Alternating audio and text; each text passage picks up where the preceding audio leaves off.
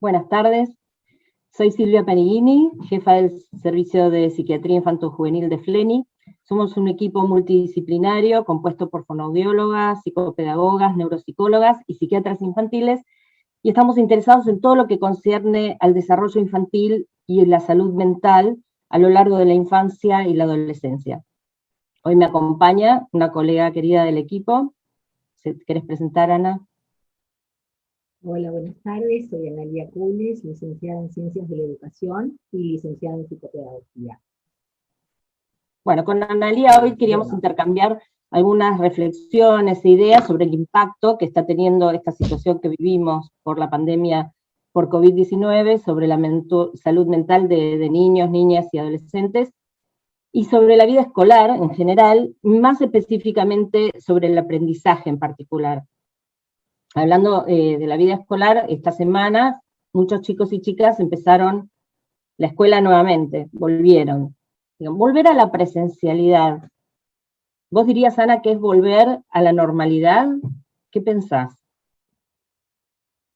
Primero quiero empezar diciendo que es fundamental priorizar los esfuerzos para regresar a la educación presencial, por supuesto con todos los cuidados pertinentes, pero que la presencialidad es importante y necesitamos gestionarla para que lo antes posible tengamos esa modalidad de escuela. En realidad no sabemos todavía la forma definitiva que va a tomar la presencialidad.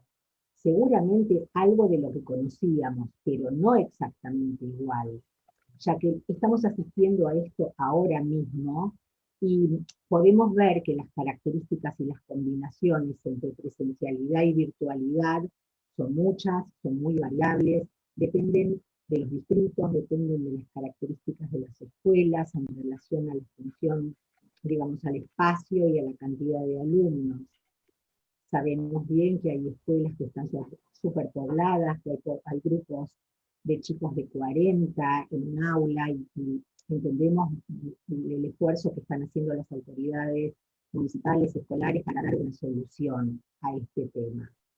También sabemos en general que en este tipo de situaciones son los alumnos más vulnerables los más afectados, los chicos que quedaron sin dispositivos adecuados, con dificultades al acceso a Internet, o a veces con poco o nulo intercambio con la escuela, lo que pone en riesgo la continuidad. Es por eso que volver a la escuela del modo que sea posible es algo positivo y a lo que tenemos que tender. Ahora, priorizar la vuelta a la presencialidad, sin embargo, no significa que debemos tener la expectativa de que los chicos recuperen el funcionamiento anterior en poco tiempo, porque para volver a recuperar este funcionamiento es importante que los chicos estén motivados, que sientan que hay algo interesante para, para realizar, y sabemos que la motivación es fluctuante, es muy cambiante, y quizás eso es lo que nos haga falta ahora, buscar, estimular, buscar estrategias creativas que animen a los chicos a reenfocarse y a generar hábitos de trabajo. El desafío justamente está en buscar y generar, recuperar los hábitos de trabajo, algunos de los cuales se discontinuaron. Ya que el año pasado fue un año muy, muy atípico y digamos, muchos lo perdieron. ¿A qué nos referimos con hábitos que tenemos que recuperar? Nos referimos a rutinas de sueño, horarios de pantalla, a la vestimenta. Muchos van a tener que volver a ponerse el guardapolvo o usar uniforme, van a tener que volver a prestar atención, a tener que tomar nota, organizar el trabajo, van a tener que responder a consignas orales, escritas, volver a los exámenes, en fin, todo eso que hace a la condición de un alumno en funcionamiento. Y lo que ha sucedido es que muchos chicos se acostumbraron a disponer del día sin poner atención a los horarios, algunos trabajaron desde la cama, con la pantalla apagada, otros entregaron los trabajos, pero muy, muy ayudados por las familias, o incluso hasta las familias los hicieron por ellos para que los chicos no pierdan la regularidad, pero esto fue un desmedro del aprendizaje porque, digamos, no lograron consolidar los aprendizajes necesarios para avanzar.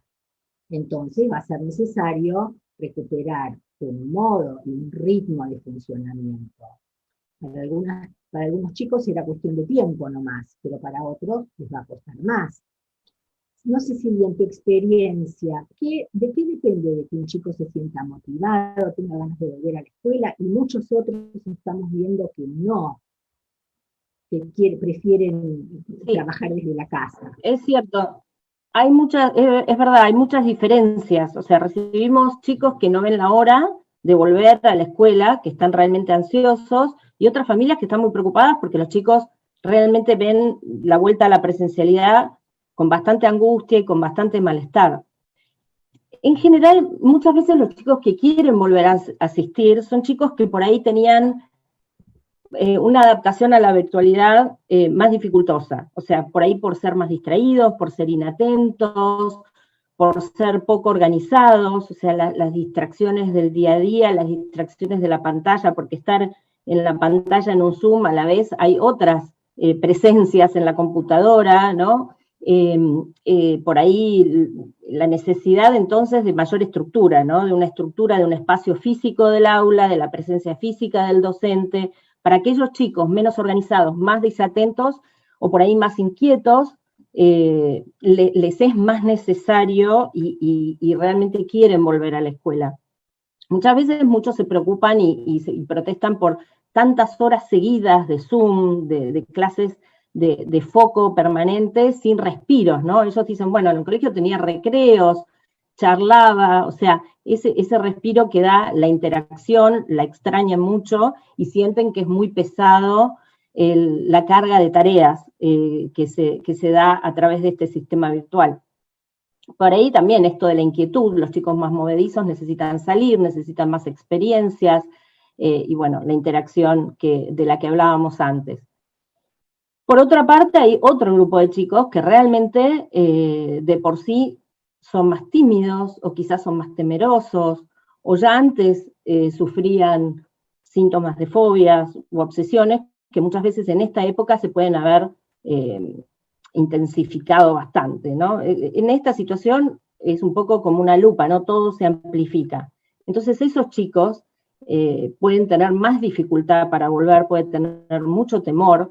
Otros chicos que por ahí les puede costar volver son aquellos que sufrían alguna situación de ansiedad escolar, sea por bullying, por ejemplo, sea por un trastorno de aprendizaje. Entonces el desafío escolar y la ansiedad que generaba es difícil de volver a afrontar. Y además, muchos chicos con dificultades de aprendizaje recibieron un apoyo muy personalizado en la figura de sus padres y por ahí se acomodaron a esa situación y les cuesta dejarla.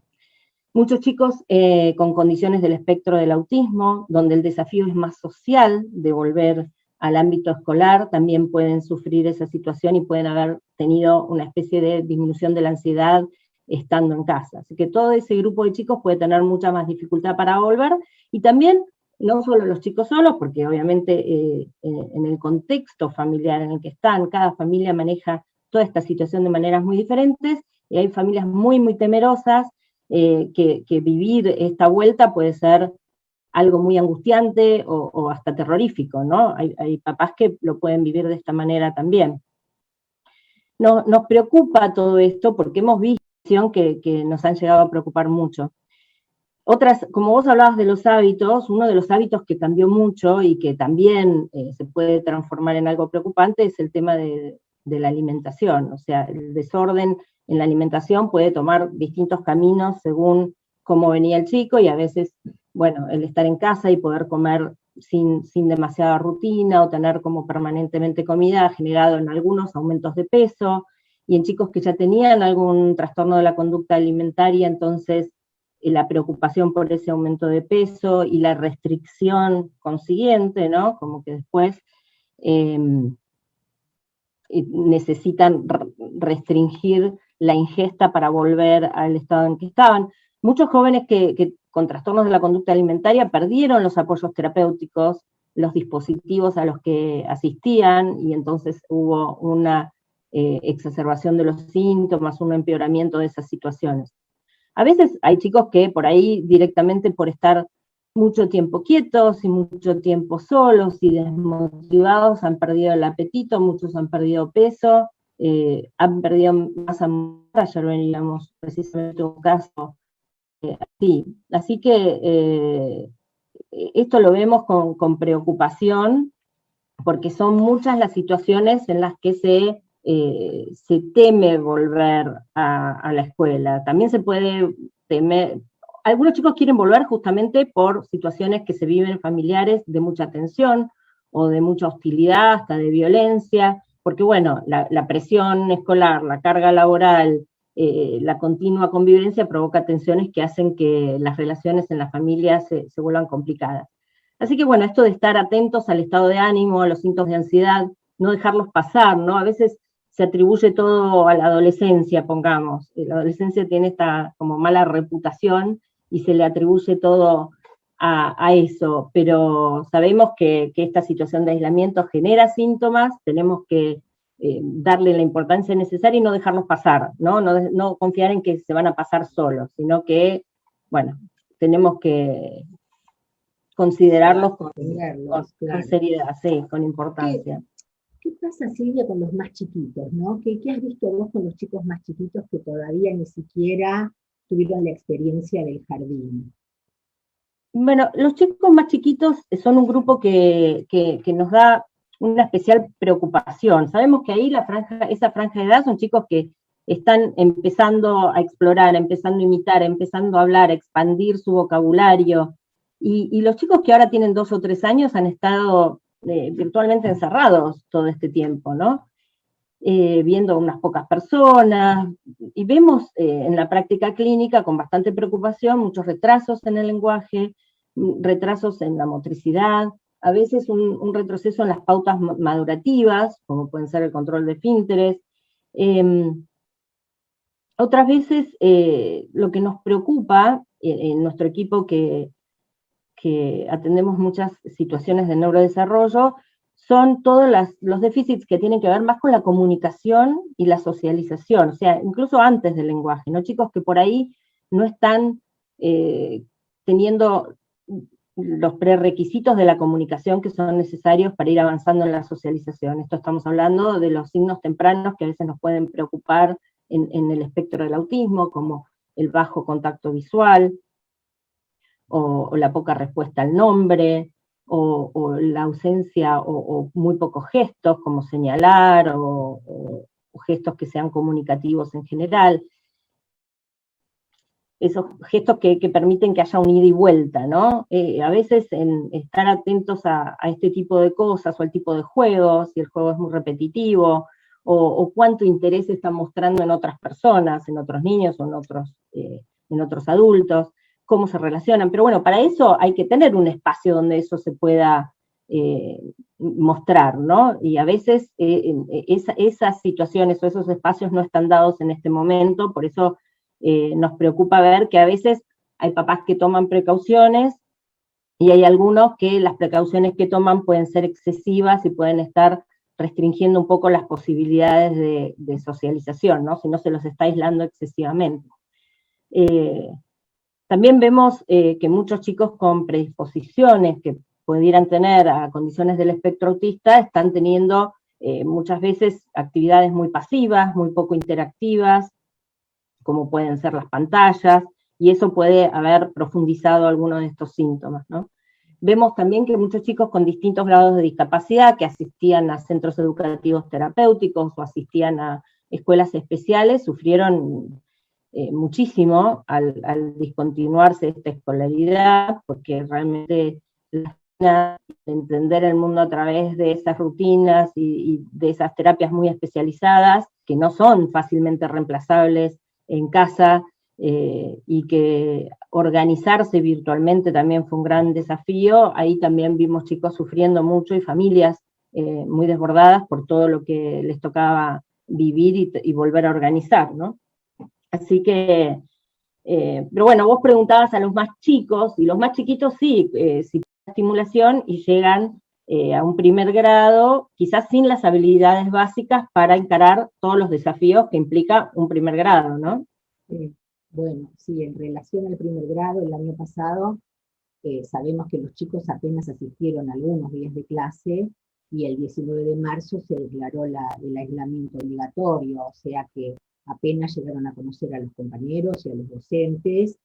Y bueno, los chicos que sí contaban con dispositivos y con conectividad, siguieron el proceso acompañado, el proceso por Zoom, digamos, acompañados por los padres, ¿no? Pero que por mejor disposición que tuvieron, también estaban como desbordados y ocupados en, por ejemplo, las tareas de hogar o la conectividad académica de los demás chicos, compartiendo el internet entre varias computadoras, teniendo que Ana, hacerse cargo. perdón que te interrumpa. Sí. Si se te sacan los auriculares, creo que se escucha mejor. A ver, así, mejor. ¿Puede ser? Me parece que sí. Ahora.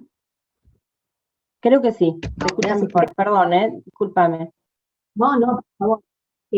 Estábamos comentando que el año pasado fue un año muy difícil, aún para los chicos que disponían de buena conectividad, de apoyo de los padres, porque los padres también estaban muy como atareados con sus propias rutinas y dinámicas, y con su propio trabajo en casa, por ahí atendiendo a adultos mayores, teniendo que hacer las tareas del hogar, con la escolaridad de los otros hijos, y el rol paterno se convirtió o convivió con el rol docente. Sabemos que los padres fueron protagonistas del aprendizaje de sus hijos también, y esto la verdad que no se había dado nunca antes.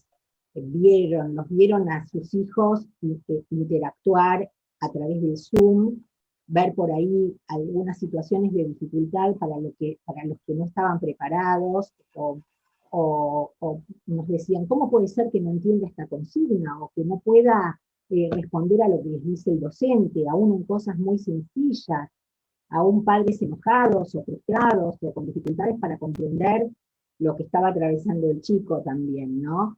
Y esta oportunidad también fue interesante porque muchos padres pudieron estar dentro del proceso de aprendizaje del hijo y ver qué cosas necesitan para que este sea más fluido, ¿no? Pero por otro lado también sabemos que hasta los mejores docentes no son muy buenos con los propios hijos, o sea que ahí también se generaban situaciones de mucha tensión, ofreciéndose amorosamente a colaborar, pero con poca disponibilidad o con poca paciencia o con frustración por ver que las cosas no marchaban como ellos esperaban que sucedieran, ¿no? Lo que sí sabemos es que los chicos se alfabetizan dentro del grupo de pares, con los maestros, y es en el aula donde se ven los logros, las dudas, los avatares propios del mismo proceso, y que los papás no tienen por qué conocerlas. Sin embargo, esto sí sucedió y fue una carga muy importante para las familias, sumando mucha tensión. Pero no solamente en el primer grado, en los grados más grandes, digamos, superiores de la escuela primaria también se presentaron particularidades, porque pensemos que hay muchos contenidos que requieren de enseñanza, de ejercitación, de experiencias directas, y esto fue muy difícil de hacerlo vía Zoom. Muchos chicos no tuvieron el apoyo de los docentes, perdón, de los padres, tuvieron que trabajar con el docente a través de la virtualidad, y es comprensible que estos contenidos quieran ser retomados este año por ahí con apuro, y los docentes estén apurando estos procesos, pero también tenemos que entender que se necesita tiempo y algunos necesitan apoyos para recuperar esto, y tenemos que poder ofrecérselos a los chicos y entender, digamos, cuáles son los requerimientos de cada uno, y también cuáles son las posibilidades de cada familia para acercarse y ofrecérselos a los chicos. Recuerdo una mamá que me decía que estaba esperando que su propia madre estuviera vacunada, porque era una docente jubilada, y que de ese modo iba a poder acercarse a ayudar a su hija y a las amigas de sus hijas para el aprendizaje. Pero bueno, todo esto demoró su tiempo. Los chicos del secundario, que empezaron primer año en el secundario, también vivieron situaciones muy difíciles porque tuvieron que, digamos, apenas conocieron a los docentes y a los compañeros y recién este año están comenzando a interactuar de modo más fluido. Y lo que vemos en estos casos es una demanda enorme de contenidos sumados a los del año anterior. Y a pesar de los esfuerzos de los docentes y de los chicos y de las familias, tenemos que poder realmente entender que es importante poner atención al ritmo que cada uno, al ritmo de cada uno, no presionarlos, no forzarlos. Sabemos que realmente queremos que vuelvan a funcionar lo más normalmente posible dentro del ámbito escolar, pero cada uno va a presentar sus particularidades. También vimos los chicos que finalizaron el secundario el año pasado en el marco de un panorama de mucha incertidumbre de continuidad de los estudios, de ingreso al mundo del trabajo. Realmente todo el sistema educativo estuvo muy afectado junto con las familias por las dificultades y los desafíos que esta realidad que la virtualidad o la falta de escolaridad nos presentaba. Ahora, sí, todas estas preocupaciones respecto a las demandas o a las ayudas que tenemos a mano, la familia, por ahí hay grupos de parroquias que ayudan a los chicos en apoyo escolar, en tutorías, hermanos mayores. Si vemos que las ayudas que tenemos a mano no alcanzan, puede ser que se necesite una mirada un poquito más profesional para comprender la situación, abordarla, y abordarla de una manera específica con la ayuda de los docentes que puedan detectarlas y conversarlo con las familias rápidamente. Nos preguntamos, por ejemplo, los chicos que están cursando hoy primer grado, están aprendiendo, están conociendo las letras, pueden armar sílabas, pueden escribir palabras sencillas, pueden leerlas, tienen buena aprehensión del lápiz, tienen grafismos que son legibles, manejan el sistema de numeración, entienden la lógica de los números, cuáles son más grandes, cuáles son más chicos, pueden comenzar a hacer operaciones sencillas, ponen los deditos para operar. Estos son logros que al día de hoy, en agosto del año escolar, ya debiéramos saber si están en marcha o se están demorando. Y si se están demorando, es conveniente que lo miremos con un poquito más de profundidad. Pero no porque tengamos una preocupación de que este proceso sea rápido y estemos apuradas en esto. Lo que nos preocupa, sabemos que hay variaciones individuales, que hay chicos que necesitan tiempo, pero sabemos que a veces las demoras en la alfabetización pueden obedecer a dificultades específicas y que bien detectadas a tiempo pueden evitar retrasos en el aprendizaje o frustraciones mayores. Entonces, no es que tengamos apuro por poner a los chicos rápidamente en función, más allá de sus posibilidades, sino que no queremos que se nos salteen problemas que pueden estar encubiertos dentro de este paraguas de la pandemia y de la cuarentena y de los retrasos en el aprendizaje. Silvia, sí, en eso... en el servicio, vimos muchísimos casos en este sentido. Nosotros sí hemos visto muchas veces, digamos, más allá de en este momento me parece que es una situación de incertidumbre que todavía oscurece un poquito más el panorama, pero nosotros solemos ver, por eso es importante estar atentos a si estos parámetros que vos fuiste nombrando de la alfabetización, de lo que se tiene que ir cumpliendo, ¿no? Lo que esperamos para esta etapa se cumpla. Es muy importante porque después, nosotros vemos después los efectos emocionales sobre la autoestima que pueden tener chicos que tuvieron problemas de aprendizaje no detectados, que los fueron como arrastrando, si se quiere, en el tiempo, y eso va generando desfasajes que los chicos mismos van percibiendo, esas brechas, ¿no?, en el aprendizaje lo van percibiendo y van sacando conclusiones erróneas, ¿no? Porque no lo entienden, no saben por qué les está pasando eso, y van sacando conclusiones erróneas acerca de sus capacidades o las van tratando de disimular, o reaccionan con enojo, se irritan ante estas diferencias o estas dificultades, de modo que la conducta a veces empieza a volverse el foco de atención más que la dificultad de aprendizaje, ¿no? Y no es raro que recibamos chicos con consultas por fobia escolar, o por conductas obsesivas, o conductas desafiantes, conductas impulsivas,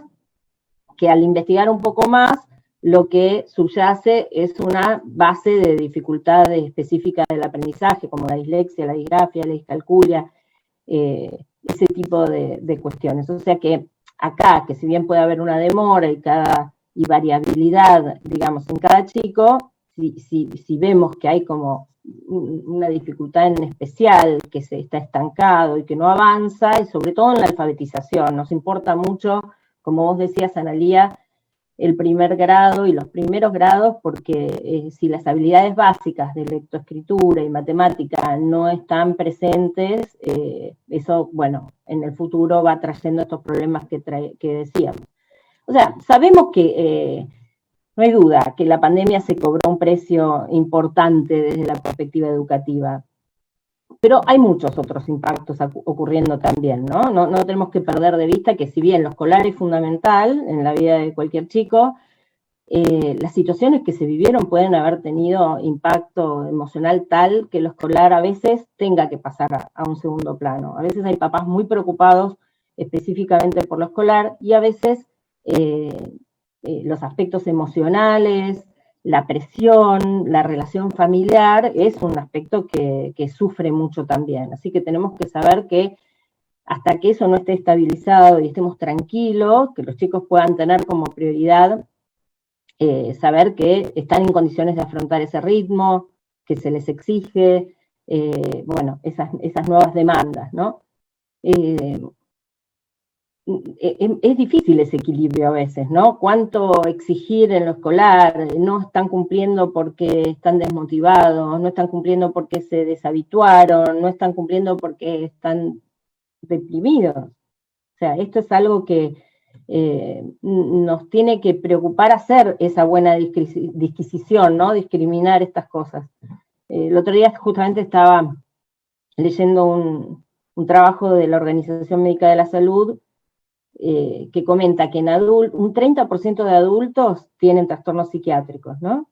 Esos adultos, el 60% tuvieron el inicio de sus síntomas antes de los 24 años y el 50% antes de los 14. O sea que nosotros estamos justo en ese momento con los chicos en su infancia o en su adolescencia de poder identificar estas dificultades y de poder darles una respuesta y una solución. Y ahora, en esta situación en la que se produjeron situaciones tan complicadas y se superpusieron situaciones complicadas, situaciones de los padres, situaciones de los trabajos, situaciones escolares, sociales, que bueno, es particularmente importante estar atentos a todo lo que tenga que ver con la salud mental y todo lo que podamos prevenir, ¿no? Que es un poquito nuestra prioridad en este momento.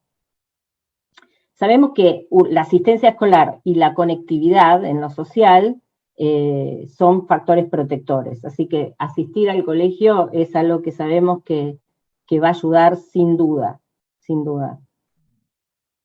Bueno, a este momento habría ahora algún espacio para preguntas. No sé si había una pregunta que habían mandado de Comodoro Rivadavia, me parece, que nos preguntaban si había estudios que dieran cuenta del impacto que ha tenido el aislamiento en el aprendizaje. No sé, Analía, si vos querés hablar de esto. Disponemos de literatura, se está empezando a publicar mucha literatura respecto de los impactos, porque no es un único impacto ante el cierre de escuelas, y asimismo cómo la educación remota, si la educación remota alcanza, reemplaza la presencial, sirve, ¿qué pasó con eso? Digamos, se está empezando a evaluar y a informar sobre esto. Y comienzan a publicarse los primeros resultados de las investigaciones. todas se refieren a la pérdida de habilidades de lectura, de escritura y de matemáticas, aún en aquellos países que cerraron por poco tiempo, como en Holanda, que es un país que cerró muy poco tiempo las escuelas, que además dispuso de mucho presupuesto para la conectividad, y que además testearon a los chicos durante la virtualidad y durante la presencialidad. O sea que hay países que han tenido mucho control de esta situación, y aún en las mejores situaciones como estas, los chicos aprendieron poco o nada. Entonces, todos concluyen que además de ciertos grupos tan favorecidos tuvieron esa merma en el aprendizaje, no queremos ni imaginarnos lo que puede haber sucedido con países más desprotegidos como el nuestro, ¿no? Es algo que tenemos que realmente preocuparnos mucho. Y respecto de la otra pregunta, Silvia, es si la virtualidad puede reemplazar a la presencialidad y de qué modo. Bueno, puede ser que el aprendizaje remoto mejore con el tiempo y sea una herramienta muy importante y que tenga realmente una gran ganancia en términos de aprendizaje, pero hasta ahora lo que sabemos es que el acceso a la tecnología, aún en las mejores de las situaciones, con el mejor material, con la mejor conectividad, que la tecnología en sí misma no es suficiente para garantizar una educación de calidad. O sea que dependemos de la presencialidad de un modo imperioso, ¿no? O sea, no sé si esto responde a la pregunta de Comodoro Rivadavia. Sí, yo creo que la pregunta tenía me interesó porque no decía solo si la educación a distancia o la educación virtual había afectado el aprendizaje. La pregunta decía si el aislamiento había afectado el aprendizaje. Es muy interesante porque es cierto, un poco la educación virtual tiene sus déficits y nunca va a poder sustituir a la educación presencial, pero en realidad muchos déficits también tienen que ver con el aislamiento, ¿no? Porque uno tiene ganas de aprender cuando está motivado, cuando hay otras situaciones alrededor que le despiertan esa chispa y esa curiosidad. Y el aislamiento tiene su propio impacto, no solo la educación virtual, así que eso me pareció muy, muy interesante. Hay muchas preguntas respecto a cómo manejar, por ejemplo, la ansiedad en chicos de 9 a 10 años. Hay una pregunta acá. Obviamente hay que ver qué tipo de ansiedad. Ahí tenemos que estar investigando un poquito si la ansiedad tiene que ver con miedos o si tiene que ver con ansiedad en el sentido de impaciencia, de estar ansioso, de si es inquietud o si es ansiedad, ¿no? Entonces, empezar a discriminar bien.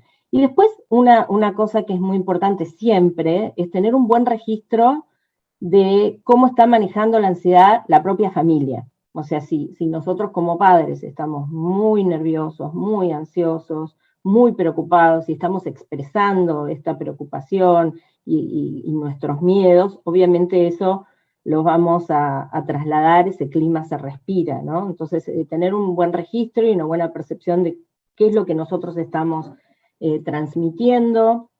Después poder, una vez que uno lo registró, poder transmitir aquello que queremos que llegue, ¿no? Bueno, una cierta tranquilidad a los chicos que estén ansiosos por volver al colegio o que tienen temor a la exposición, sea por el COVID o lo que fuera, decirle, bueno, cuáles son los métodos que tenemos a mano para protegernos, el uso de barbijos, la distancia, el lavado de manos, el uso de alcohol, en fin, las cosas que sí están bajo nuestro control. Creo que eso es muy importante, ¿no? Dentro de tanta incertidumbre y tanto no saber si la burbuja sigue, si no sigue, si va al colegio, si no va. Bueno, aquello que sí podemos controlar, lo que está en nuestras manos, eso podemos transmitirle a los chicos que tienen un dominio sobre eso, ¿no? Escucharlos, Silvia, escucharlos, no dejarlos solos, no pensar que ya están grandes y debieran poder como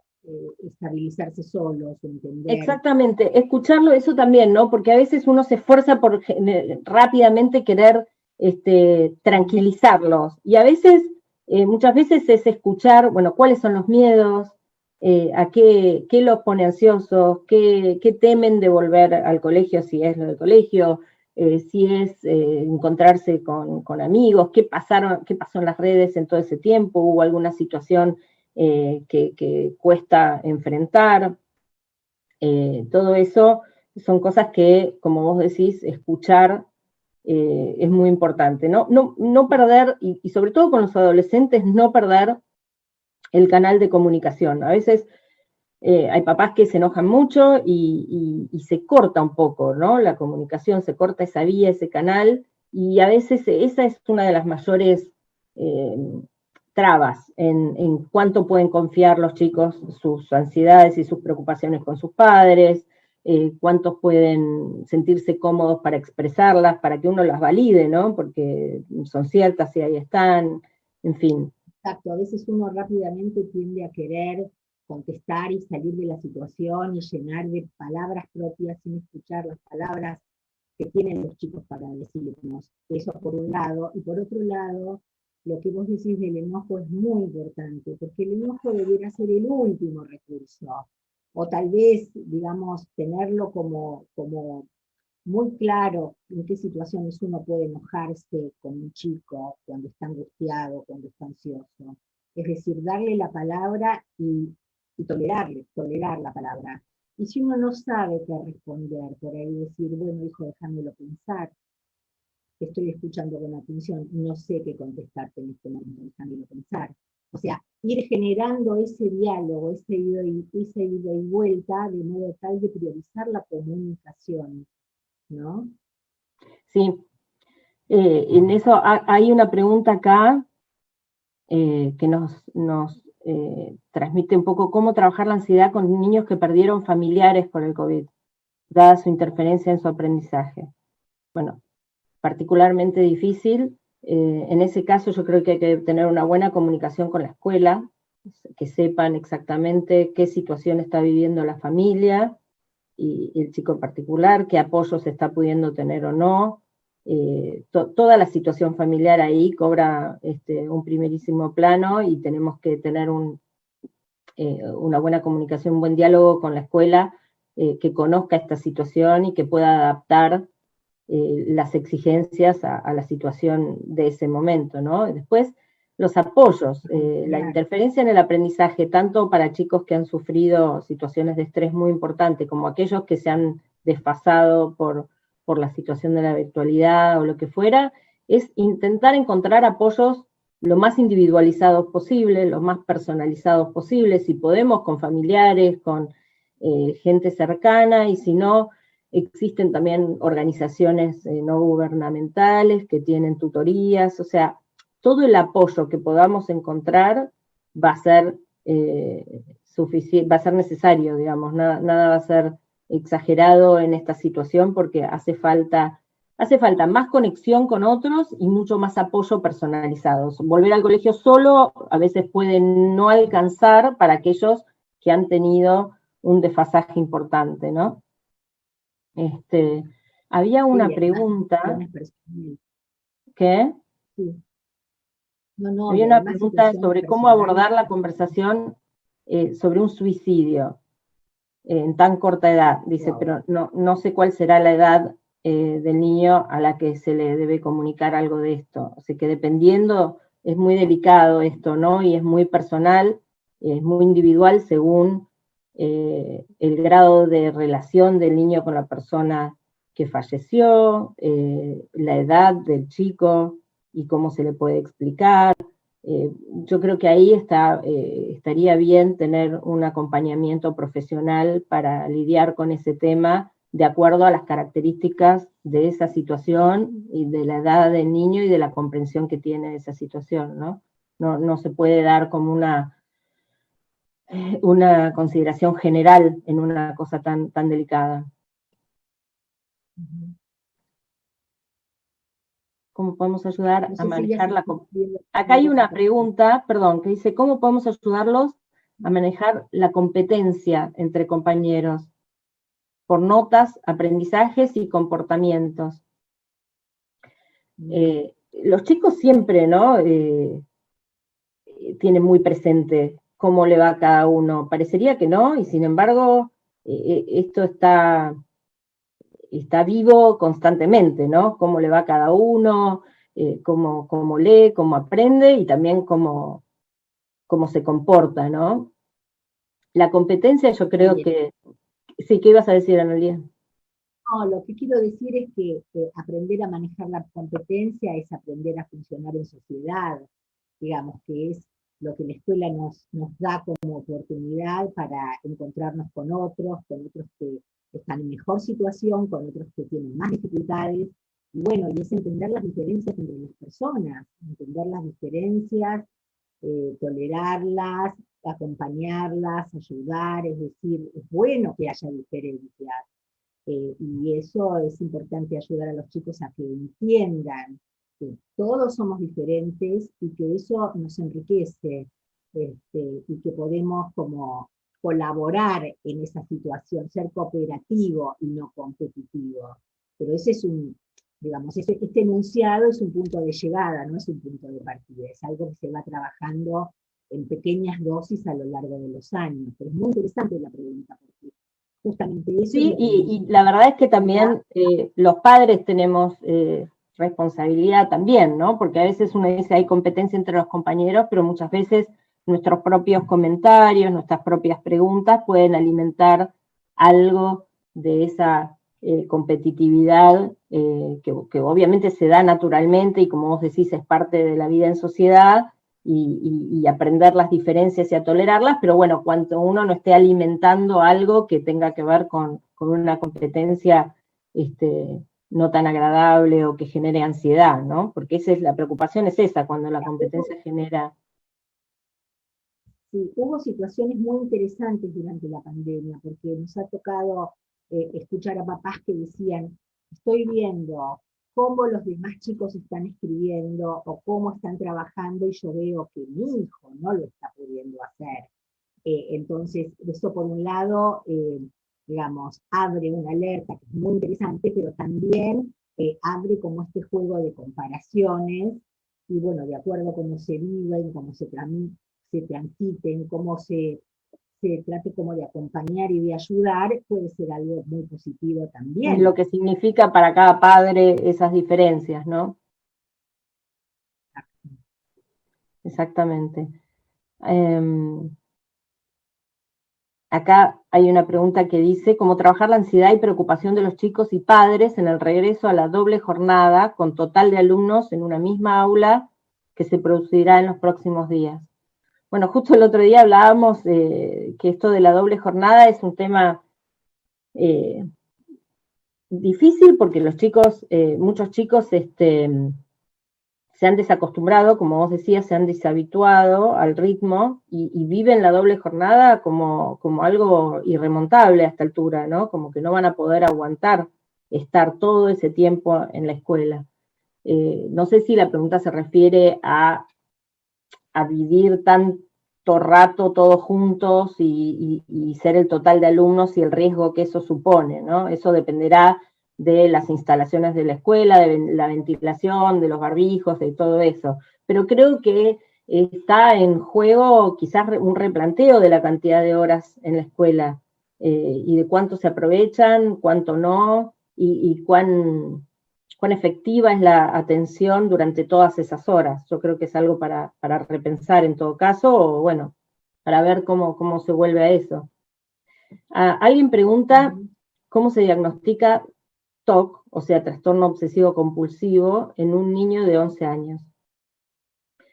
Bueno, el trastorno obsesivo compulsivo sabemos que es un trastorno muy cercano a la ansiedad, que está caracterizado por ideas recurrentes, ideas obsesivas, que se le imponen a la persona, no las quiere tener y sin embargo las tiene y quisiera poder sacarlas y sin embargo siguen presentes, ¿no? Y generan mucho malestar, y a veces generan a su vez conductas compulsivas. O sea, esas obsesiones hacen que uno tenga que hacer una conducta, un ritual, como para deshacer esa idea. Pongamos que la idea es, si yo no llego, no sé, si yo piso la raya de la baldosa, a mi papá lo pisa un auto, ¿no? Que muchas veces son esas ideas como mágicas o catastróficas. Entonces, para que eso no suceda, yo tengo que pisar todas las rayas de las baldosas, o yo tengo que llegar a tiempo, o tengo que tocar esto a un lado y el otro, en pares, o tengo que acomodar las cosas de tal manera para que eso otro no suceda. Entonces, la presencia se diagnostica a través de la presencia de obsesiones, de la presencia de rituales o compulsiones o conductas compulsivas que pueden ser secuencias de conductas siempre en el mismo orden y que se repiten y que sobre todo interfieren en el funcionamiento diario, que ocupan mucho tiempo mental, que preocupan, que angustian. Y bueno, la pandemia ha generado que mucha gente esté pendiente, por ejemplo, de la limpieza, ¿no? Lavarse las manos, y a veces lavarse las manos demasiadas veces, o no poder dejar de lavarse las manos, al punto que hay gente que tiene las manos ásperas y en carne viva de tanto lavárselas, puede ser un síntoma que se haya intensificado o que se haya expresado mucho más ahora. Y por supuesto, preguntan si se cura, por supuesto que mejora muchísimo, uno puede seguir teniendo alguna que otra obsesión, pero en general se puede mejorar mucho y hay tratamientos específicos para el trastorno obsesivo compulsivo, sin duda. Pero bueno, es ver todo lo que sucede alrededor del chico y por qué aumenta esa ansiedad y por qué está teniendo estas ideas también es muy importante, ¿no? No solo centrarse en eso, sino ver qué más puede estar sosteniendo esa ansiedad y esas preocupaciones. Bueno, estamos ya a minutos entonces de despedirnos. Nos avisan. Les agradecemos a todos los que estuvieron escuchándonos. Quedamos obviamente a disposición para cualquier otra pregunta que pueda surgir y a cualquier otra sugerencia que tengan sobre temas que les gustaría escuchar. Así que Ana Lía, muchas gracias. Gracias a vos. Muchas gracias a todos nuevamente y esperamos vernos pronto. Hasta luego.